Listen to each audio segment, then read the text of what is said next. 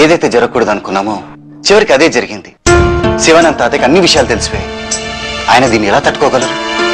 తట్టుకోవాలి. అది ఎలాంటిదైనా సరే నిజాన్ని ఎదుర్కోవడానికి ఎవరైనా ఎప్పుడైనా సిద్ధంగా ఉండాలి. అబద్ధంతో మనసుకి ఎన్నాళ్ళని ఊరటనివ్వగలం? అది ఎప్పుడూ అల్పాయువే. సత్యానికి ఉన్న శాశ్వతత్వం అసత్యానికి ఎప్పుడూ ఉండదు నీరజ్. చిన్నదాని అయినా చాలా గొప్ప మాట చెప్పావమ్మా.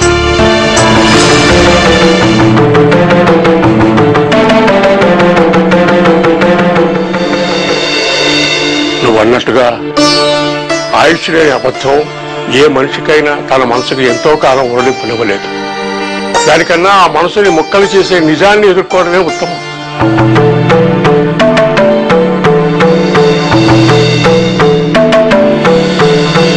విశ్వనాథాన్ని కలిసి వస్తున్నాను.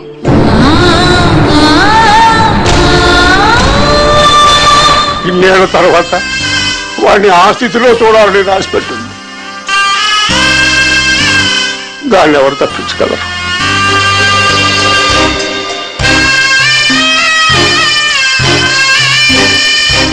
ఒకప్పుడు ఇది మచ్చలేని కుటుంబం. అలాంటిది ఈ కుటుంబం నీ పట్ల ఇంత కర్కశంగా ప్రవర్తించిందంటే నేను ఇప్పటికీ నమ్మలేకపోతున్నా.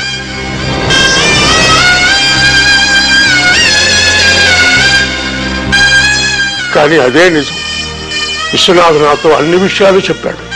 నీకు జరిగిన అన్యాయానికి తాను ప్రాయశ్చిత్తంగా ఆ శిక్షను అనుభవిస్తున్నట్టుగా కూడా చెప్పాడు.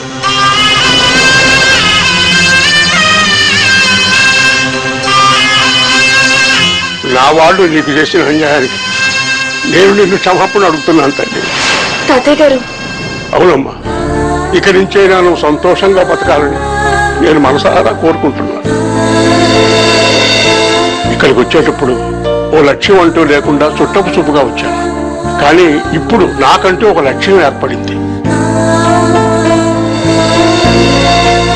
వాళ్ళు చేసిన పాపానికి ప్రక్షాళనగా నీ జీవితం సుఖ సంతోషాలతో నింపడమే నా లక్ష్యం. నా కారణంగా మీరిద్దరూ వేరువేరుగా బతకాల్సిన అవసరం లేదు.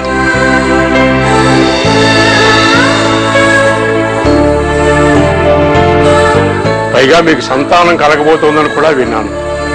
12 బిడ్డ కోసం ఎదురు చూస్తూ సంతోషంగా బతకండి. మీరా, సంచలు జాగ్రత్తగా చూసుకో. నా ఆశీస్సులు మీకు ఎప్పుడూ ఉంటాయి. ఆయుష్మాన్.